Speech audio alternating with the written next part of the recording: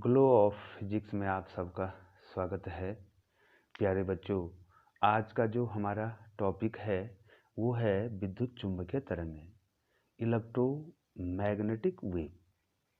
तो प्यारे बच्चों, इलेक्ट्रोमैग्नेटिक वेव को पढ़ने से पहले बच्चों हमको एक महत्वपूर्ण करंट है जो हमने पढ़नी है बच्चों, वो है विस्थापन धारा, डिस्प्लेसमेंट करंट। तो बच्चों इसका कॉन्सेप्ट कहाँ से आया, ये डिस्प्लेसमेंट करंट का जो है कॉन्सेप्ट कहाँ से आया? तो बच्चों ये तो आप जानते हैं, ये मैंने यहाँ पे लिखा है, परिवर्तनशील चुंबकीय क्षेत्र वैद्युत क्षेत्र बनाता है। ठीक है बच्चों, अर्थात जब जो है चुंबकीय क्षेत्र में अर्थात चुंबकीय फ्लक्स में जब परिवर्तन होता है तो उससे क्या होता है बच्चों, एक धारा उत्पन्न होती है, अर्थात एक वैद्युत क्षेत्र क्या हो जाता है, उत्पन्न हो जाता है। ठीक है, वो परिवर्तनशील चुंबकीय क्षेत्र है बच्चों, वो समय के अनुसार क्या हो रहा है, बदल रहा है। तो बच्चों आपने फैराडे का द्वितीय नियम तो पढ़ा ही है बच्चों, इसको यहाँ पर डिस्कस नहीं करेंगे। ठीक है बच्चों, फैराडे के द्वितीय नियम के अनुसार जब जो है फ्लक्स में चेंज हो रहा है तो फ्लक्स किसके बराबर है बच्चों, बी डॉट ए है, अर्थात बी ए है, एरिया तो कांस्टेंट रहता है।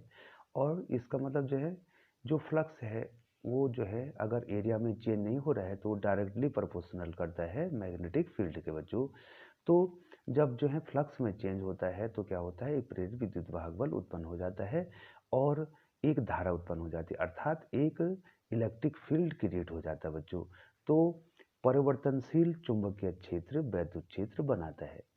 तो बच्चों मैक्सवेल जी ने, जो मैक्सवेल थे वैज्ञानिक, उन्होंने जो है इसको एक अलग तरीके से सोचा बच्चों। वैज्ञानिक कौन है बच्चों, मैक्सवेल। मैक्सवेल जी जो है एक वैज्ञानिक है, मैक्सवेल।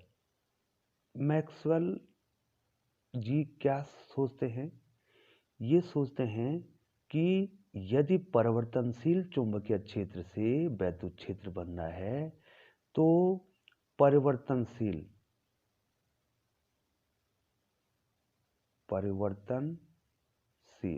या परिवर्ती, ठीक है, वैद्युत क्षेत्र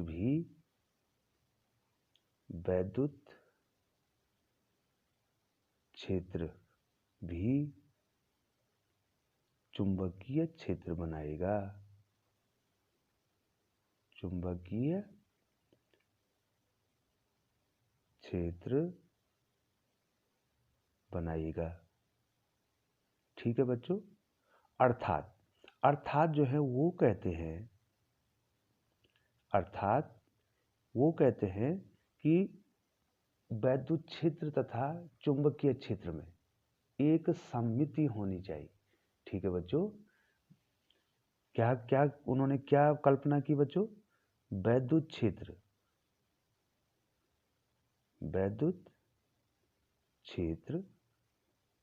व चुंबकीय क्षेत्र। ठीक है बच्चों, एक वैद्युत क्षेत्र है, एक चुंबकीय क्षेत्र है, के बीच सममिति होनी चाहिए, सिमिट्री होनी चाहिए बच्चों।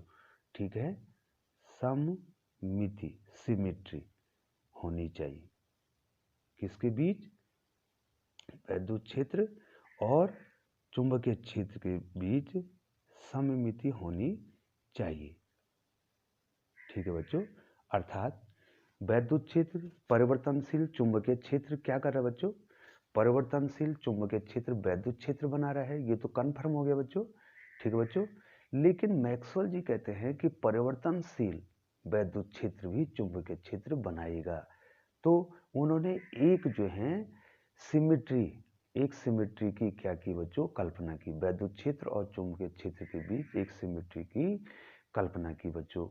अब बच्चों ये कॉन्सेप्ट कहाँ से आता है, अब मैं आपको बताऊंगा बच्चों। विद्युत चुंबकीय तरंगें जो है निर्वात में भी चल सकती हैं। ठीक है, उसमें मीडियम की कोई आवश्यकता नहीं होती है।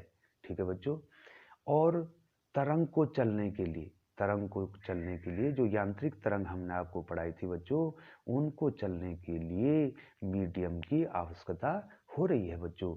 और मीडियम के पार्टिकल जो हैं उस ऊर्जा को स्थानांतरित कर रहे हैं बच्चों, जो कि आपने कक्षा 11 में पढ़ लिया है। 2 प्रकार की तरंगें होती हैं बच्चों, ठीक है बच्चों। तरंग को चलने के लिए अब मैं आपको थोड़ा सा हल्का सा कॉन्सेप्ट, थोड़ा सा बच्चों, ये बड़ा वीडियो बनने वाला है आज, तो मैं आपको इस कॉन्सेप्ट को भी दे दूंगा।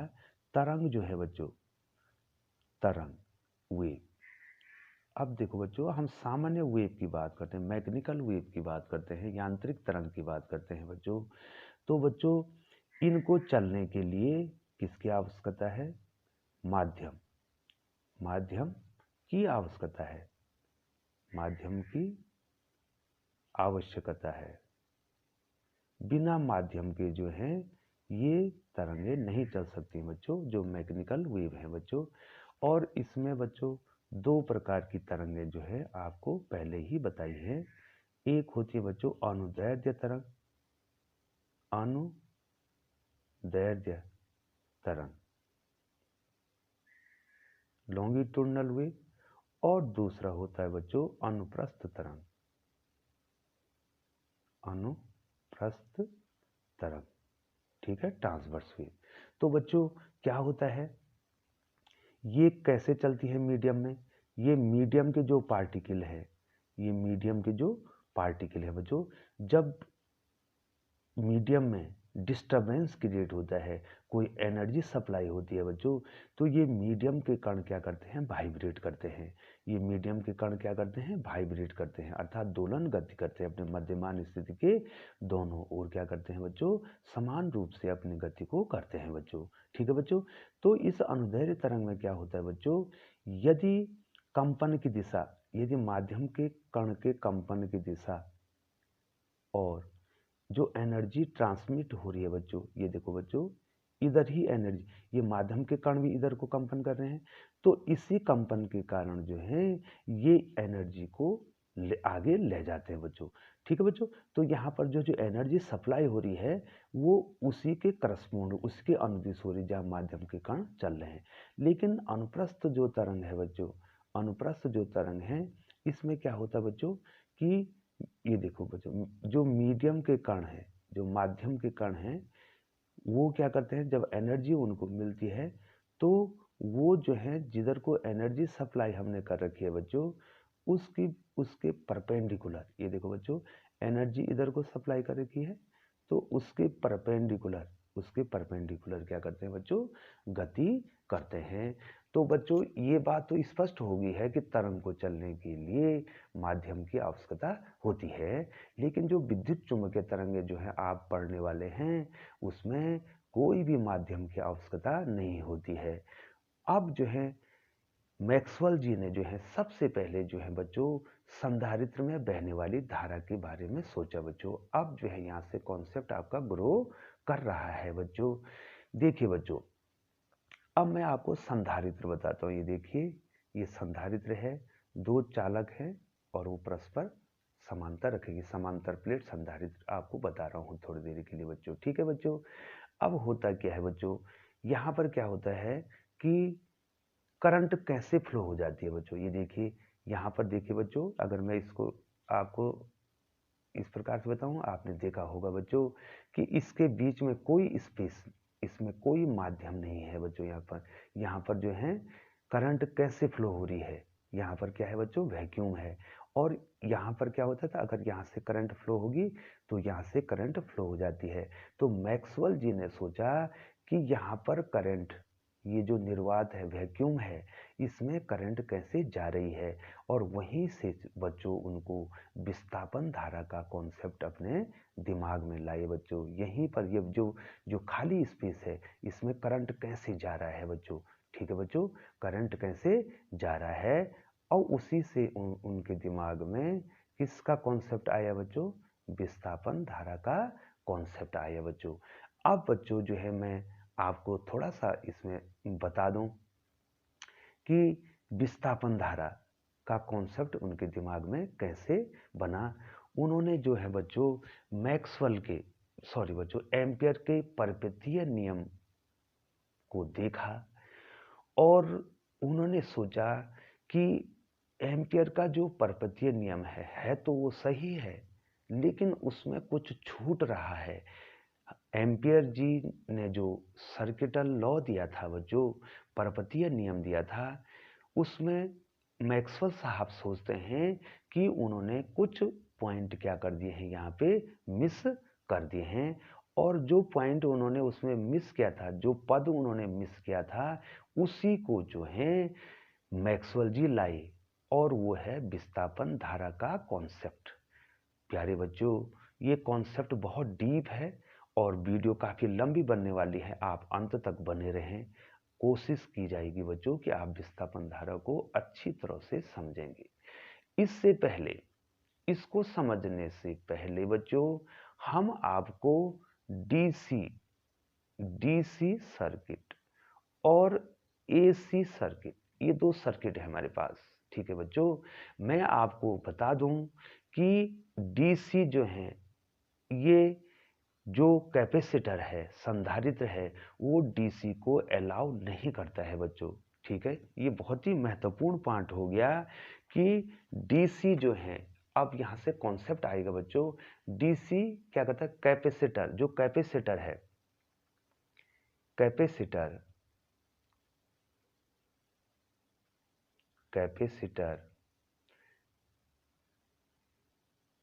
allows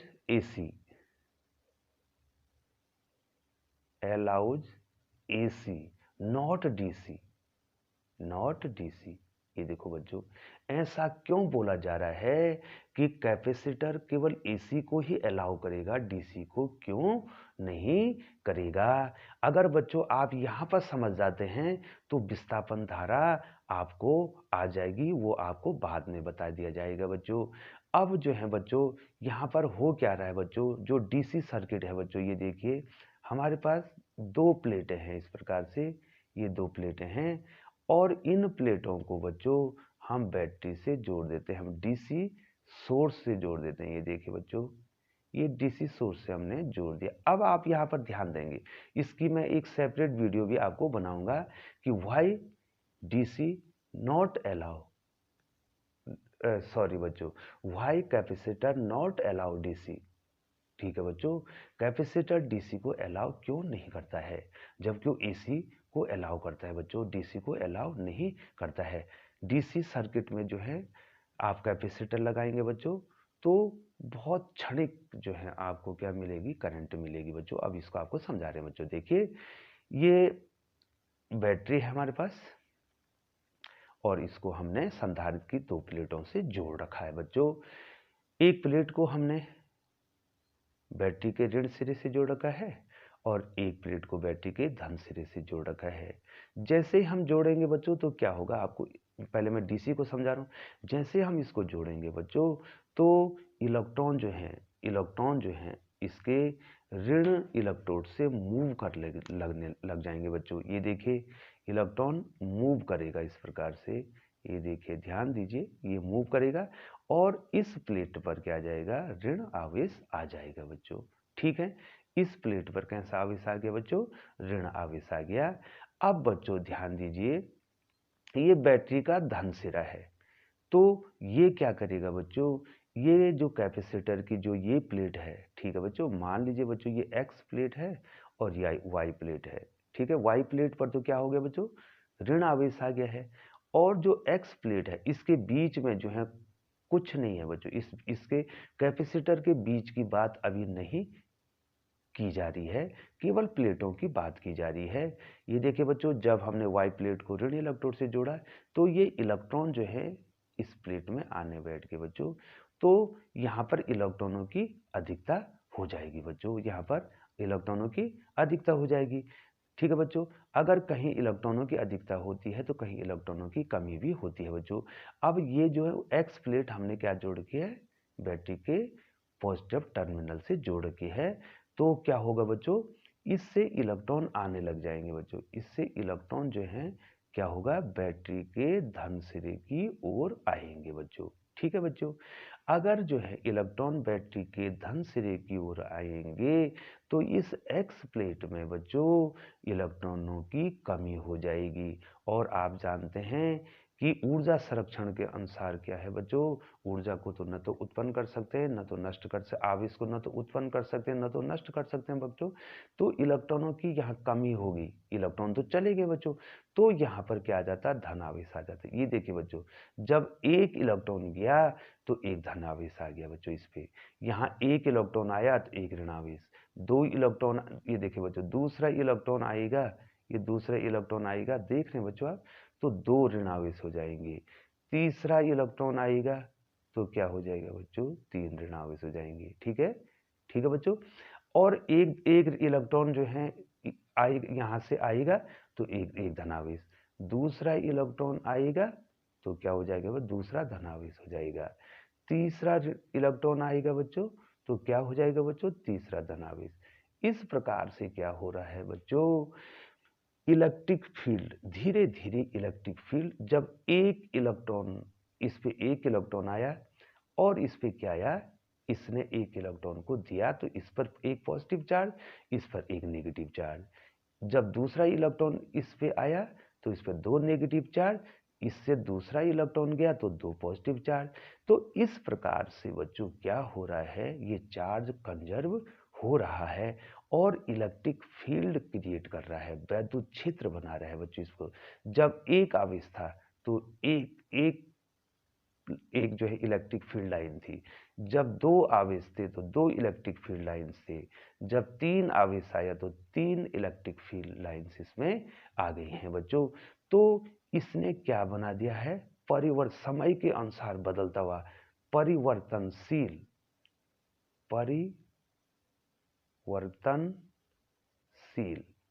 वैद्युत क्षेत्र। परिवर्तनशील वैद्युत क्षेत्र का मतलब हो गया समय के अनुसार बदलता हुआ वैद्युत क्षेत्र। ठीक है बच्चों, समय के अनुसार बदलता हुआ वैद्युत क्षेत्र। ठीक है, और वो वैद्युत क्षेत्र की क्या दे देगा, फ्लक्स दे देगा बच्चों, क्योंकि फ्लक्स क्या होता है, वैद्युत क्षेत्र की तीव्रता और क्षेत्रफल का गुणनफल होता है बच्चों। तो वैद्युत क्षेत्र की तीव्रता क्या बनाएगी, फ्लक्स बनाएगी। तो किसके फ्लक्स में चेंज हो जाएगा, जो आपका इलेक्ट्रिक फ्लक्स में चेंज हो जाएगा बच्चों, फ्लक्स में उसको समय, उसको हम लिख देंगे बच्चों d phi e upon d t, समय के अनुसार बदलने वाला वैद्युत क्षेत्र बना देगा। और ये देखो बच्चों, अब क्या हो जाएगा, अब क्या हो जाएगा बच्चों, ये देखो इलेक्ट्रॉन यहां से आ रहे हैं और फिर इलेक्ट्रॉन यहां से जा रहे हैं, तो एक करंट इसमें फ्लो हो जाएगी। ठीक है बच्चों, एक करंट इसमें क्या हो जाएगी, फ्लो हो जाएगी। अब बच्चों जो है सैचुरेटेड स्थिति, सैचुरेशन की स्थिति आ जाएगी बच्चों। अब इस पे अधिकतम पॉजिटिव चार्ज चले जाएंगे एक्स प्लेट पे, और वाई प्लेट पे अधिकतम जो है माइनस चार्ज चले जाएंगे बच्चों। ठीक है, उस स्थिति में क्या हो जाएगा बच्चों, करंट जो है अब क्या हो जाएगा, इसके सिरों का जो वोल्टेज है, अब ध्यान देंगे बच्चों, अब क्या होने वाला है, जो संधारित्र की प्लेटों के बीच का विभवांतर है, मान लीजिए वो V1 है और मान लीजिए वो 4 वोल्ट हो जाता है। ठीक है बच्चों, वैद्युत क्षेत्र स्थापित हो गया, उससे विभवांतर क्रिएट हो गया। ठीक है बच्चों, ये पॉजिटिव पर है, ये नेगेटिव पर है। ठीक है बच्चों, तो विभवांतर क्रिएट हो गया, माना इसमें 4 वोल्ट का विभवांतर। तो इस बैटरी का, ये जो बैटरी है इसका जो विभवांतर है, ठीक है बच्चों, वो भी 4 वोल्ट है मान लीजिए। अब जब सैचुरेशन की स्थिति आती है तो संधारित्र की प्लेटों के बीच का जो विभवांतर है और जो बैटरी का जो विभवांतर, वो दोनों आपस में बराबर हो जाते हैं सैचुरेशन की स्थिति में, और इसमें जो है करंट फ्लो होना क्या हो जाती है, बंद हो जाती है बच्चों। तो डीसी सर्किट में क्या होता है, जब आप डीसी सर्किट में कैपेसिटर को जोड़ते हैं तो क्षणिक धारा बहती है। ध्यान दीजिए बच्चों, क्षणिक धारा बहती है, तथा उसके बाद रुक जाती है। ठीक है बच्चों, ये क्षणिक धारा बहती है।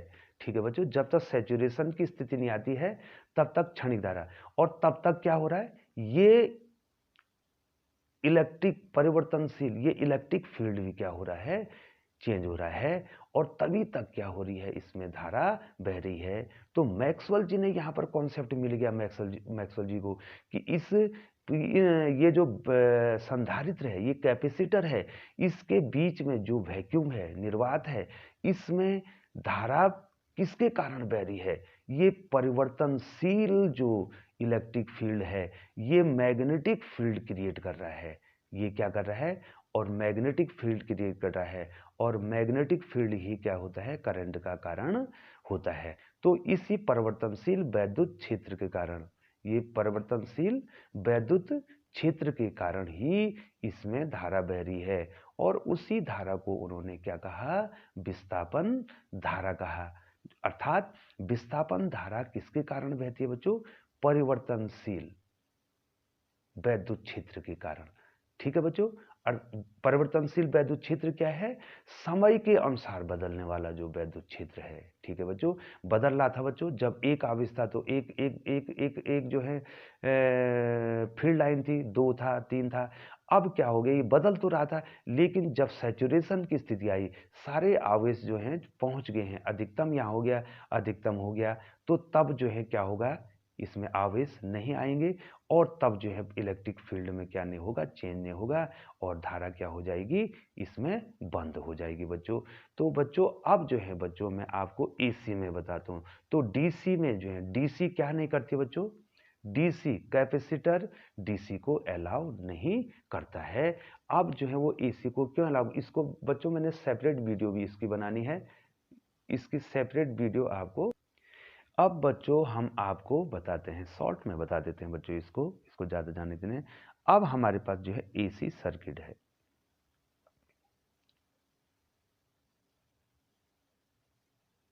ये हमारे पास एसी सर्किट है। ठीक है बच्चों, और हमने एक कैपेसिटर इसमें लगा रखा है, इस प्रकार से कैपेसिटर लगा रखा है बच्चों। अब जो है कैपेसिटर एसी को अलाउ क्यों करता, थोड़ा सा आपको जानना है, और उसके बाद जो है हम आते हैं विस्थापन धारा पे बच्चों। ये देखो बच्चों, अब देखो बच्चों होता क्या, एसी में होता क्या है, एसी में जो है जो करंट की डायरेक्शन है, वो करंट की डायरेक्शन इधर भी हो सकती है।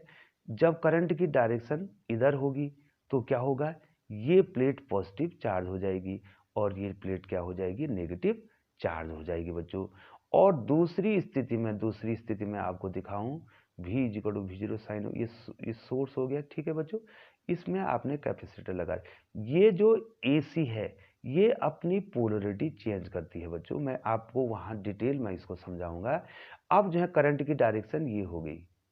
ठीक है बच्चों, करंट की डायरेक्शन ये होगी। ठीक है, तो ये पॉजिटिव हो गया, और ये क्या हो गया, नेगेटिव हो गया।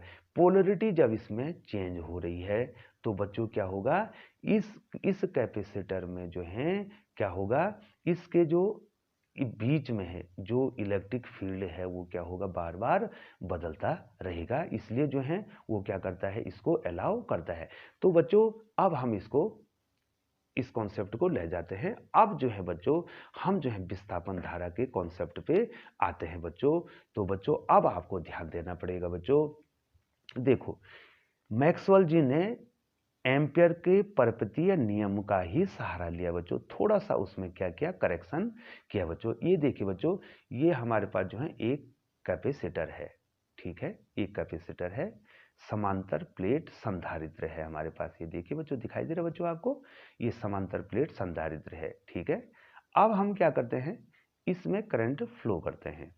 ठीक है, अब एम्पियर का पर्पतीय नियम के अनुसार जो है हम क्या करते हैं, यहाँ पर एक बंद लूप लेते हैं। ये देखिए बच्चों, एक लूप ले लिया आपने, बंद लूप ले लिया, मान लीजिए इसका सरफेस S1 है। बच्चों अब कॉन्सेप्ट शुरू हो रहा है बच्चों, अब आप ध्यान देंगे, ये S1 कोई सरफेस लेते हैं। हम जानते हैं बच्चों कि धारा क्या बनाती है, चुंबक को बनाते हैं। धारावाही चालक चुंबकीय प्रभाव को दिखाता है। आपने बायो-सेवर्ट का नियम पढ़ा था बच्चों, और ऑस्टाल्ड का प्रयोग किया था। अब तो आपको ये पूरा आ जाता है बच्चों। तो हमने क्या किया, ये चुंबकीय क्षेत्र क्रिएट किया। तो ये जो सरफेस S1 हमने ले रखा है बच्चों, इसका तल जो है, ये जो है इसका तल जो है इसके लंबवत, धारा के क्या है, लंबवत है। ठीक है, ये देखो इसका तल जो है धारा के लंबवत है।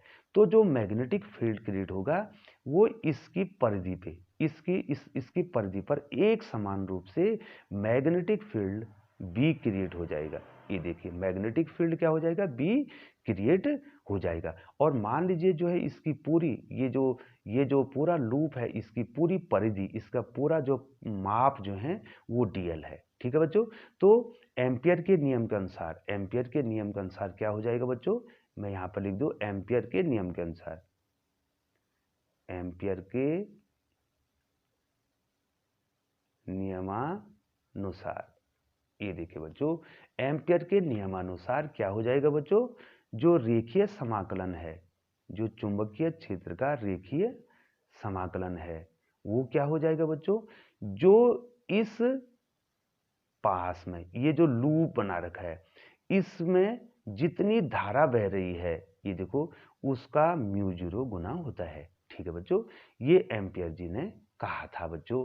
अब हम क्या करते हैं बच्चों, यहां पर तो मैंने एक सरफेस ले लिया, मान लीजिए मैं यहां पर एक पॉइंट P ले लेता हूं।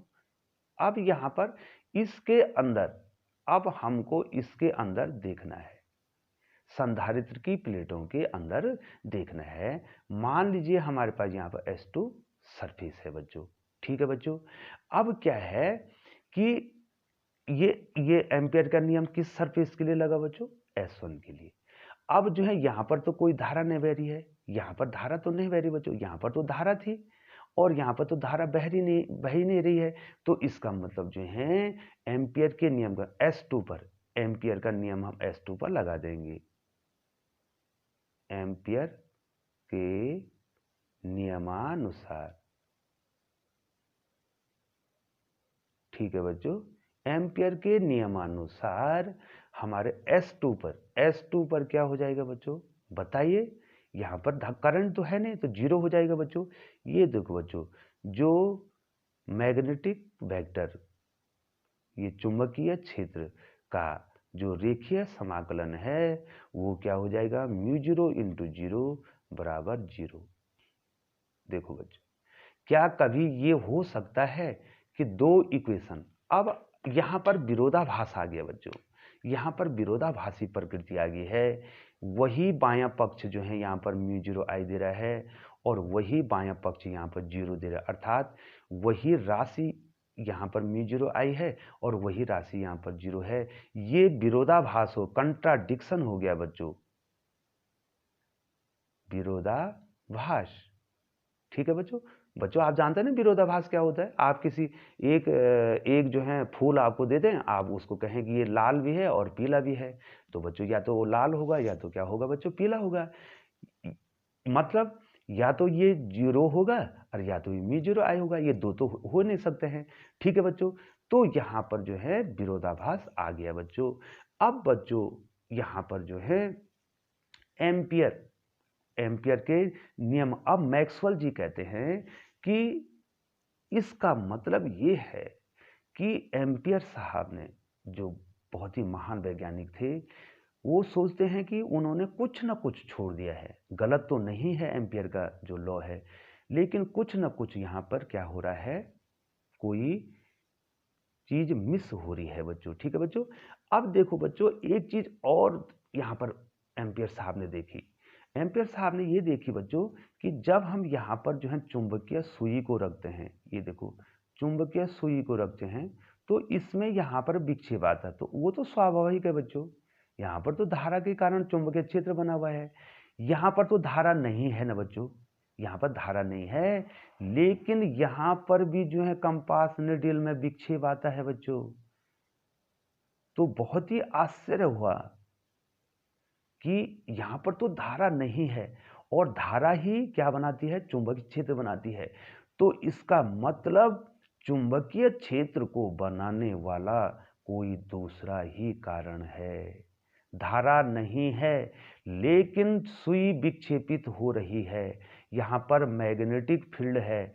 अगर यहाँ पर मैग्नेटिक फील्ड है तो यहाँ पर भी मैग्नेटिक फील्ड है, और धारा के न होने के बावजूद ये P पर जो मैग्नेटिक फील्ड दिखाया, यहाँ पर M दिखा दो।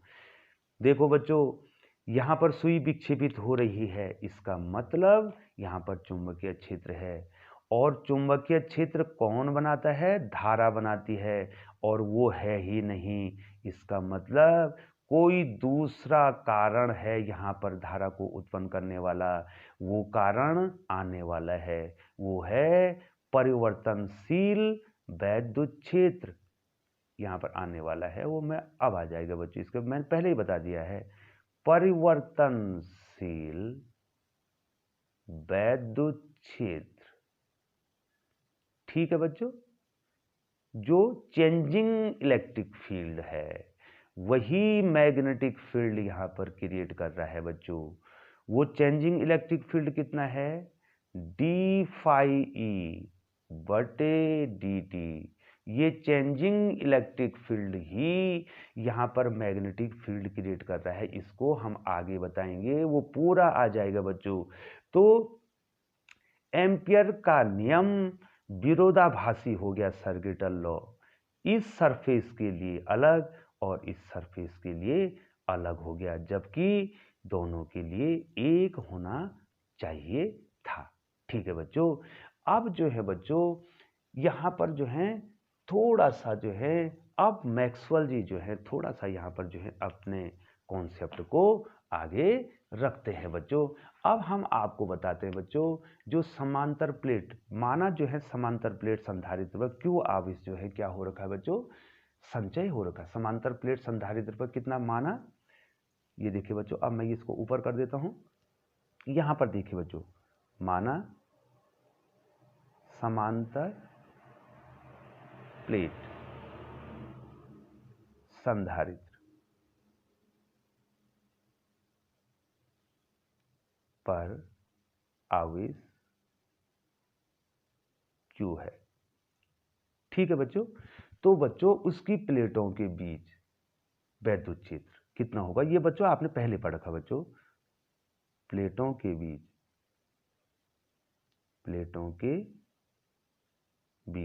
वैद्युत क्षेत्र, प्लेटों के बीच वैद्युत क्षेत्र, तो कितना हो जाएगा बच्चों? E बराबर सिग्मा बटे एप्सिलॉन 0। वहां निर्वात मानक है। और बच्चों ये सिग्मा क्या होता है? इस सिग्मा को क्या कहेंगे आपको आता है? ये पृष्ठ घनत्व होता है। सिग्मा बराबर Q upon A, charge per unit area. ठीक है बच्चों। अब मैं इसको यहां लिख देता हूं, थोड़ा सा आप ध्यान देंगे बच्चों इसमें। देखो बच्चों, आसान टॉपिक नहीं है ये, इसमें थोड़ा सा आपको ध्यान देना पड़ेगा बच्चों, इसमें आपको थोड़ा सा मेहनत करनी पड़ेगी बच्चों। तो कितना हो जाएगा बच्चों? ये Q बटे एप्सिलॉन 0 A। ये तो इलेक्ट्रिक फील्ड आ गया बच्चों। ठीक है बच्चों।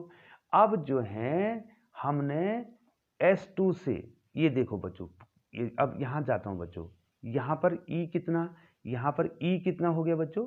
वैद्युत क्षेत्र कितना हो गया बच्चों? यहाँ पे Q बटे एप्सिलॉन 0 A यहाँ पर वैद्युत क्षेत्र हो गया। अब हमने क्या निकालना है इसमें? वैद्युत फ्लक्स निकालना है। अब क्या निकालना है इसमें? वैद्युत फ्लक्स निकालना है। S2 सरफेस से वैद्युत फ्लक्स निकालना है बच्चों। तो वैद्युत फ्लक्स निकालने के लिए बच्चों हम क्या करते हैं? एक एरिया वेक्टर भी लेते हैं। ठीक है, जो DL है यहाँ पर उसको उस वेक्टर को लेना पड़ेगा बच्चों। और वो वेक्टर इसके क्या होता है? ये भी लंबवत होता है, वो भी लंबवत होता है। तो वहां पर एंगल क्या हो जाता है? 0 हो जाता है।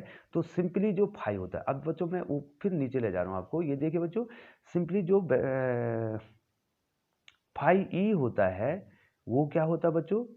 E dot D S. ठीक है बच्चों, ई डॉट डी एस। और यहाँ पर एरिया कितना माना बच्चों? यहाँ पर हमने एरिया कितना माना बच्चों? इधर देखिए, इधर देखिए, ध्यान दीजिए, माना इसका एरिया कितना है? ए है। ठीक है बच्चों, इसका एरिया ए है, तो ये क्या हो जाएगा बच्चों, ई डॉट ए। ठीक है, ये क्या हो जाएगा, ई ए कॉस ऑफ थीटा। और चूंकि बच्चों यहाँ पर इलेक्ट्रिक फील्ड और जो एरिया वेक्टर है दोनों क्या है बच्चों, दोनों जो हैं यहाँ पर जो है इलेक्ट्रिक फील्ड भी नॉर्मल है और एरिया वेक्टर भी क्या होता है, लंबवत होता है, तो दोनों पैरेलल हो गए। दोनों पैरेलल हो गए तो थीटा 0 डिग्री हो गया। तो फाई ई, जो फाई ई हमारा आया वो कितना आ गया, ई ए आ गया बच्चों। ठीक है बच्चों, फाई ई बराबर हमारे पास क्या आ गया, ई, और ई हमने पहले से निकाल रखा बच्चों। ठीक है, और यहाँ पर हम क्या करेंगे बच्चों, इसकी वैल्यू रख देंगे बच्चों। तो ये फाई ई इलेक्ट्रिक फ्लक्स कितना आ गया बच्चों, ई की वैल्यू कितनी रखा बच्चों, क्यू बटे एप्सिलॉन 0 ए इंटू ए।